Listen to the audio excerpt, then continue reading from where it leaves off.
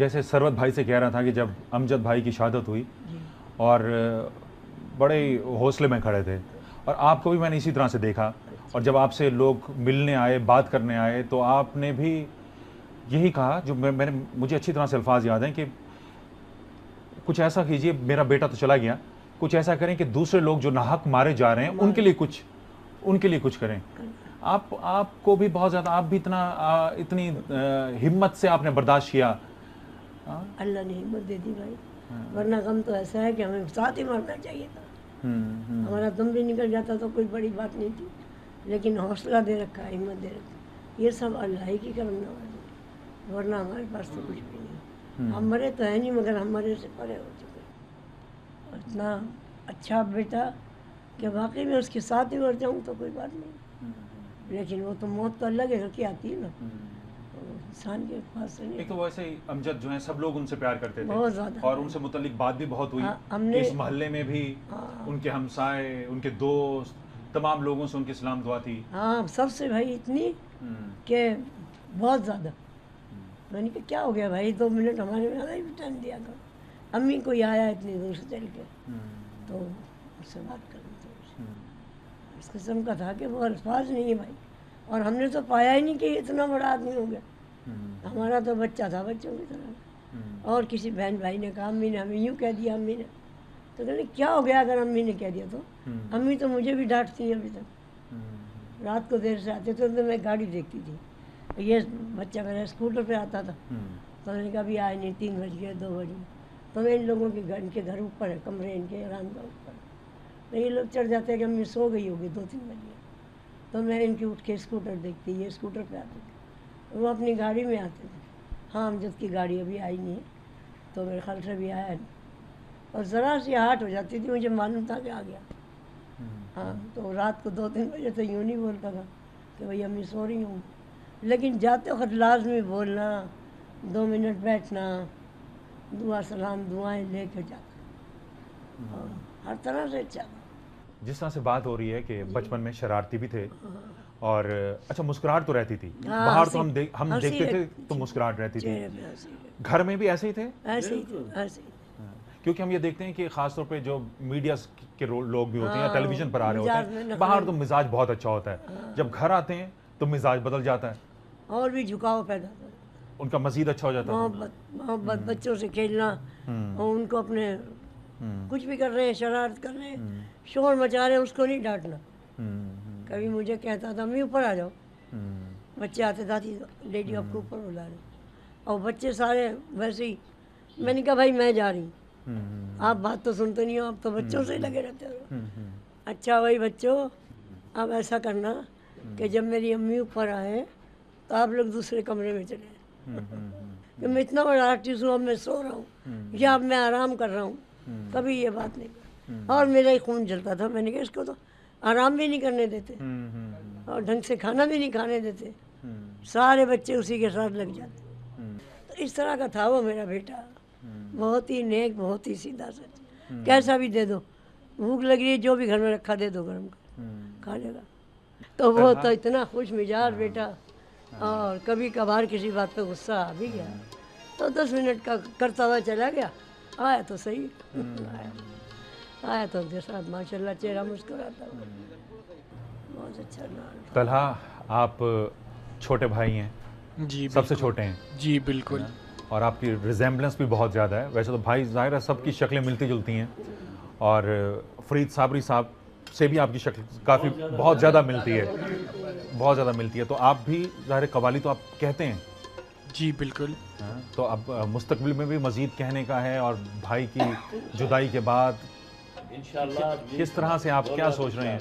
इंशाल्लाह मैं पूरी कोशिश करूँगा, मुझे मेरे तमाम बुज़ुर्गों की और जितने भी लोग हैं सब हमारे चाहने वाले मुझे अपनी दुआओं में याद रखें कि मैं अपने बुज़ुर्गों का नाम आगे लेके चलूँ। आप बड़े भाई भी अमजद साबरी साहब के, आप सिखा भी रहे हैं बहुत से लोगों को, कैसा लोगों में ज़ौक़ व शौक़ किस तरह से? क्योंकि हम देखते हैं कि पहले चले लोग बहुत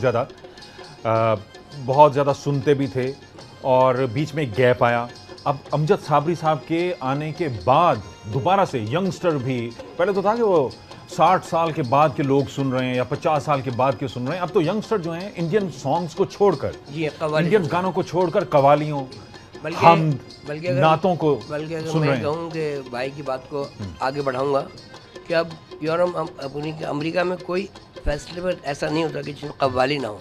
कोई भी कव्वाल जाए पाकिस्तान से या इंडिया से जाते हैं, और यही मिशन है हमारे पास, ये हमारा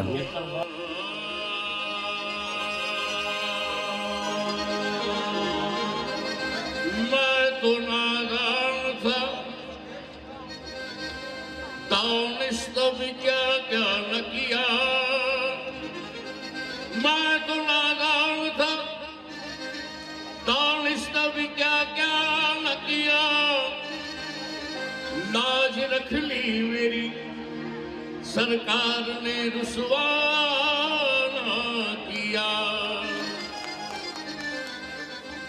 अमजद साबरी साहब कल्चरल आइकॉन, और जिस तरह से उन्होंने कवाली को आगे बढ़ाया, हमद, अल्लाह पाक का जिक्र जिस खूबसूरती से किया, जिस खूबसूरत आवाज़ में, जिस ताकतवर आवाज़ में, जिसे बच्चे, बूढ़े, ख़वातीन सभी सुन रहे हैं, ऐसी सादत कम लोगों को ही मिलती है। जब हम देखते हैं कि नौजवानों में म्यूज़िक को छोड़कर वो जब हम सुन रहे हों, कवालियाँ सुन रहे हों, तो ये सादत की बात ही है।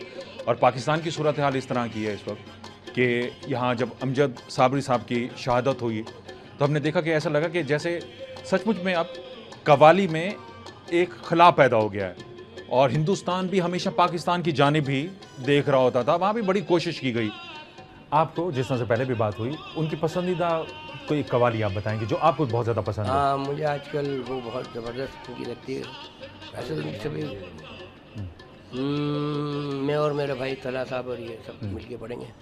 ना पूछिए कि क्या हुसैन है, ना पूछिए कि क्या हुसैन है, क्या हुसैन है, ना पूछिए कि क्या हुसैन है।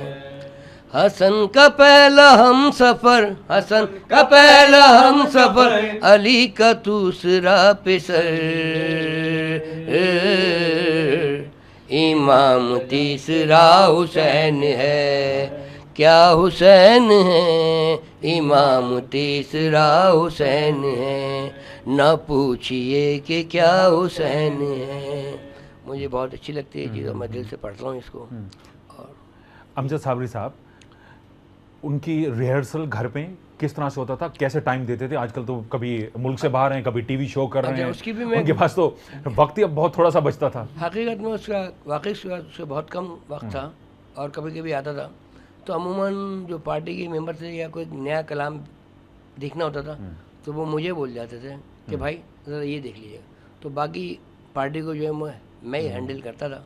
अच्छा। ये मेरे भांजे हैं अब्दुल्ला, और ये इनकी भी आवाज़ माशाल्लाह बहुत अच्छी है, और इंशाल्लाह ताला अब इनको भी शौक़ ज़्यादा लग गया है। तो मैं चाहूँगा ये दो बातें अपने मामू के हाल से कुछ कहें जी जी। मेरे हवाले से। अस्सलाम वालेकुम। मैं अपने मामू के लिए ये कहना चाहता हूँ कि बस अल्लाह पाक उनको उनकी मग़फ़िरत फरमाए, और मैं क्या बोलूँ। अब बस ये है कि मैं अपने बड़े मामू अज्जू मामू, एक तरीके से मैं इनका शागिर्द भी हूँ और इनका भांजा भी हूँ। इन्हीं की वजह से मुझको और ज़्यादा कवाली का शौक़ पैदा हुआ, क्योंकि जब भी रियाज़ करने बैठते थे तो मुझको अपने साथ बिठाते थे, मुझको अपने साथ बिठाते थे और कहते थे भाई मेरे साथ पढ़ो। जब से मैं इनके साथ बैठता था तो इसी तरीके से मुझको और शौक़ पैदा हुआ। तो बस यही था। अच्छा, मैं एक खुशखबरी बताऊँ कि हमारे भतीजे ख़ास तौर पे मुजद्दिद अमजद साबरी साहब आ चुके हैं। ये भी किसी प्रोग्राम में गए हुए थे, अभी आए हैं। तो ये हमारे आप अभी जा रहे हैं बाराली की, आ गए, तो ये इनसे कुछ आप बात कर लें मुजद्दिद से। मुजद्दिद कैसे हैं आप? ठीक हैं? अस्सलाम वालेकुम, मैं ठीक हूँ, आप बताएं। ठीक हैं। तो आपको भी कवाली का शौक़ है या आपको लग रहा है कि आप भी गा पाएंगे? किस तरह से फीलिंग्स किस तरह की हैं आपकी? इंशाल्लाह मुझे भी ऐसे शौक़ तो वैसे है ही, क्योंकि शौक़ तो है ही, और मुझे लगता है कि मैं अपने डैडी की तरह कर सकता हूँ, मैं अपने डैडी से ज़्यादा कर सकता हूँ। अच्छा। इंशाल्लाह अल्लाह ने चाहा तो मैं उनसे भी, अपने दादा और अपने डैडी से आला मकाम पाऊँगा इस दुनिया में। और मैं कोशिश करूँगा कि मैं, मेरे पापा मुझे सिखाते हैं, मैं इनसे सीखूँगा, मेहनत करूँगा, स्ट्रगल करूँगा और बहुत अच्छा बन के दिखाऊँगा।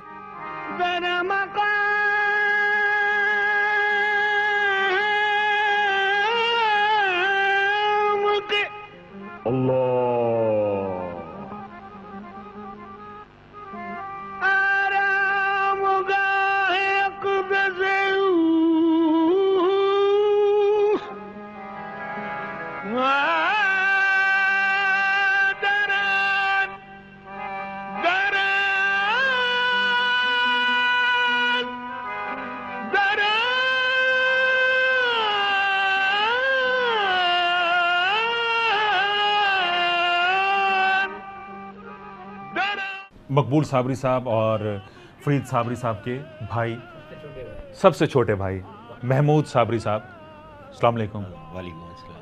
हमने तो आपको टेलीविज़न पर या पाकिस्तान में नहीं देखा, और जब इनसे मुलाकात हुई जी, जब इनसे मुलाकात हुई तो ये जर्मनी में होते हैं और जर्मनी में एक इंस्टीट्यूट चला रहे हैं जी जी, और सूफी सोल। तो ये जर्मनी तक पहुंच गया। यहाँ से आपने, पाकिस्तान से आपने ट्रैवल किया जर्मनी, हाँ साहब। और जर्मनी में क्या गोरे इंटरेस्ट ले रहे हैं? जहाँ गोरे, डॉइच, इटालियन, फ्रेंच, मुख्तलिफ किस्म के। तो वो लोग अब ईस्टर्न म्यूज़िक से बहुत इंस्पायर हैं, और बिलखुसूस कव्वाली के अंदर जो राग रागनियाँ और बंदिशें हैं उनसे बहुत इंस्पायर हैं। तो जो उनके जो वो हैं वहाँ, शेख हसन डैक, तो मेरे शागिर्दों में से भी हैं। शेख हसन डैक, अच्छा, वो जर्मन है, मुस्लिम। अच्छा, इंस्टीट्यूट आप कब से चला रहे हैं वहाँ? 15 साल। 15 साल हो गए हैं तकरीबन। तो कैसा रिस्पांस जो है? आपने कहा कि सूफी सोल जी और कव्वाली का, सूफीज़्म, हाई सूफीज़्म का सिखाते हैं, गोरे सीखते हैं? जी जी जी, गोरे सीखते हैं, और इंस्ट्रूमेंट भी, और मौलाना जलालुद्दीन रूमी को ज़्यादा वो पढ़ते हैं, और उनकी बहुत मानने वाले हैं। तो खैर बहरहाल ये तो बहुत पुराना वो है, चला आ रहा है और चलता रहेगा सदियों तक। तो आपके पास गोरे आ रहे हैं वहाँ पर, इंटरेस्ट ले रहे हैं, वो समझने की कोशिश करते हैं, जी जी जी, कन्वर्ट करते हैं इस्लाम की तरफ, जी इस्लाम की तरफ आ रहे हैं। पहले हमारी कोशिश ये होती है कि इनको हल्का बगोश इस्लाम किया जाए, बिल्कुल सही उसके है। बाद उनको ऊपर हाथ रखा जाए। मेरी तो कोशिश ये है, अल्हम्दुलिल्लाह मैं कामयाब भी हूँ इसमें। इस सिलसिले में हमारे बुज़ुर्गों ने भी काम किया, हमारे बच्चों ने भी काम किया, और उम्मीद है ये हमारे आने वाली नस्लें भी ये काम करेंगी। अमजद साबरी साहब, जो कव्वालियाँ हैं, उनके जो चचा और उनके वालिद ने जो गाई कव्वालियाँ, उन्हीं को भी इन्होंने पढ़ा है, उन्हीं को गाया है इन्होंने, लेकिन हमने देखा कि जिद्दत लेकर आए, और वो एक नौजवान खिलाड़ी था, और लेकिन ये भी हो सकता था ना कि था, और वो हर मामले में अल्लाह सुब्हानहू व तआला ने उसको इज्जत से नवाजा। ज़रूरी नहीं था ना कि कोई शख्स अगर उसमें जिद्दत लाना चाह रहा है या उसमें मॉडर्न इंस्ट्रूमेंट्स का इस्तेमाल करता है, वो कामयाब भी हो सकता, लेकिन माशाल्लाह ये बहुत ज़्यादा कामयाब हुए। तो इसका ये गेम था कि नो रिस्क नो गेम, और अल्हम्दुलिल्लाह इसमें कामयाब हो गया, और इतना बड़ा रुतबा मिल गया उसको शहादत का कि सिलसिला साबरिया का ये पहला शहीद कहलाने का हकदार हो गया। तो मेरी भाभी साहिबा भी बैठी हुई हैं यहाँ, अमजद मियाँ की शान में एक मनक़बत, आज तक तो हम बुजुर्गान दीन की शान में मनक़बत कव्वाली की सिनफ है, हमदे बारी ताला, नाते रसूल मकबूल सल्लल्लाहु अलैहि वसल्लम और मनाक़िब बुजुर्गान दीन। आज हमारे अमजद मियाँ का भी अल्लाह ताला ने बहुत बड़ा रुतबा अता फरमा दिया, तो उनकी मनक़बत एक मैंने बनाई, आमद हुई है। मेरी भाभी साहिबा भी बैठी हुई हैं, तो अपने अमजद मियाँ के लिए एक ग्रांड ट्रिब्यूट पेश कर रहा हूँ। अमजद की याद सताए, अमजद की याद सताए, शहीद अमजद की याद सताए, ये दुख सहा न जाए। अमजद की याद सताए, हाय अल्लाह, अमजद की याद सताए, ये दुख सहा न जाए, हाय अल्लाह, अमजद की याद सताए। वक्त का तू बड़ा बने, शाहो गदा तेरे दर पे झुके, फरिश्ते भी दे सलामती, खुदा ऐसा तेरा सजाए दिल, अमजद की याद सताए, उसकी अम्मी को देखा न जाए, उसके छोटे छोटे बच्चों को देखा न जाए, हाय अल्लाह अमजद की याद सताए। वो दिल ही क्या तेरे मिलने की जो दुआ न करे,